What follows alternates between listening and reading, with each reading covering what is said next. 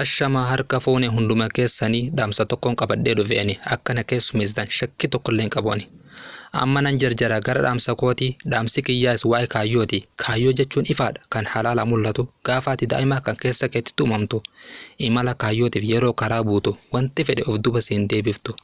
Rakkoon hangamiyyoo baay'atellee sammuu kee dhipheftee of hin miidhinillee akkatti hin haftu ittuma geessa malee.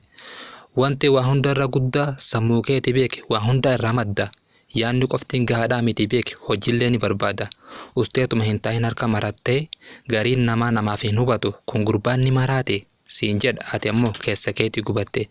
Kasi beeku dhufee siin jedha sa gurbaa maal taate yaaddoftee of hin cinqin yaaddoftee of cinquu hin qabdu waan fedhellee yoo taate.